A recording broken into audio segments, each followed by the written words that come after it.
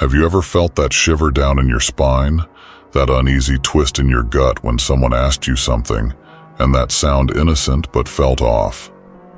These type of questions doesn't seek truth, it seeks control. If it's familiar to you, then watch this video. In the end, I'm pretty sure you will be surprised. Manipulative people influence you, not only with their words, but also with their questions. And one thing in these questions have in common, to manipulate you in a sneaky way. But let's dive in, and I will reveal the goals of these psychological games. Question 1. Why are you being so sensitive? This one is not a question, but an accusation in disguise. The manipulator is actually telling you this: I want to cross your boundaries, and I need you to feel ashamed for noticing it. And here comes a wise saying: we suffer more in imagination than in reality. And that's exactly what the manipulator does with this question.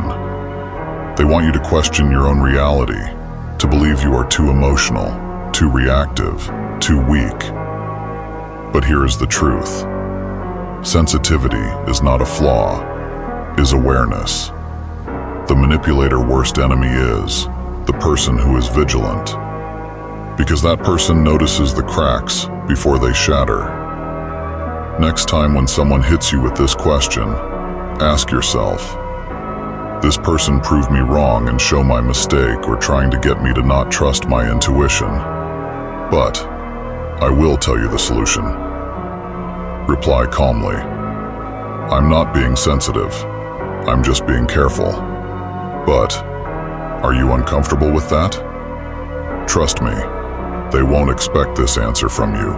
And finally, they will show you their true faces, which they are: hide behind a mask. Question 2. You trust me, right? This one sounds innocent, but this is a trap.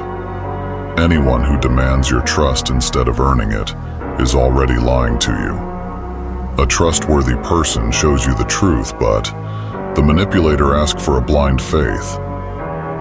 This question is a silent threat. It's asking you to ignore your logic and your instincts.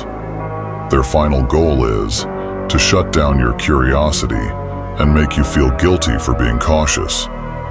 Because the more question you ask, the more of their lies crumble.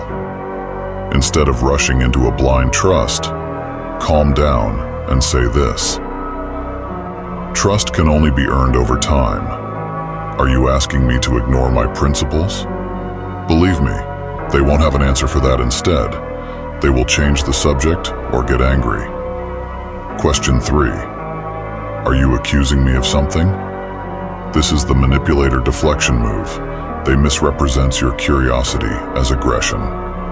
They flip the situation.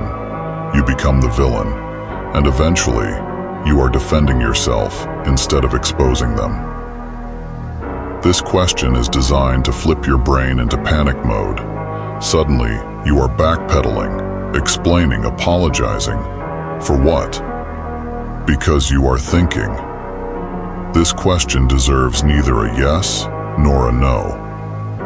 When someone tells you this question, pause for a few seconds, hold eye contact and say this: should I do that? 9 times out of 10 they will stutter. Because with this question, the manipulator tests your strength, and they expect panic, not power. Question 4. Would I ever lie to you? We can call this question a slow-acting poison. It's not a real question, it's an acting. They want you to imagine them as incapable of deception, like they are above lying. And you hurt them because you had even considered doubting them. But if you think about it, why would someone ask that?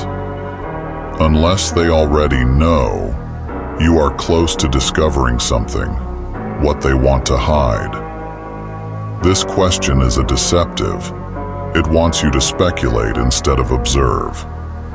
So, if the manipulator asks this question, tell this. The question is, would I know if you did? With this question, you make them taste their own poison.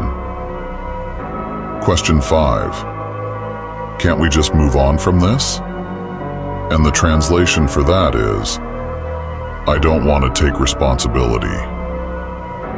This is the manipulator's ace card. Exhaustion, emotional fatigue. They want you to feel tired of questioning them. They want you to give up before you realize the truth.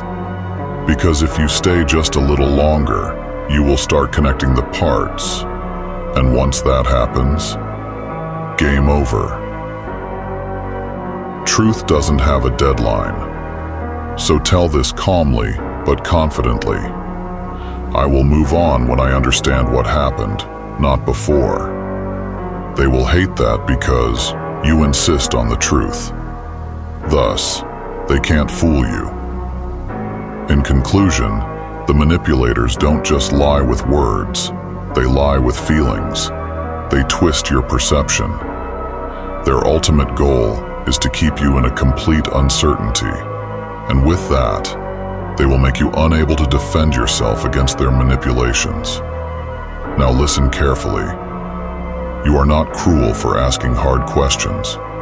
You are not paranoid for wanting the truth. You are not arrogant for wanting a life that isn't built on lies. You see, the man who has self-esteem, has a strict boundaries, and finally have a healthy self-image, doesn't chase validation, doesn't beg for loyalty, doesn't explain his principles, therefore.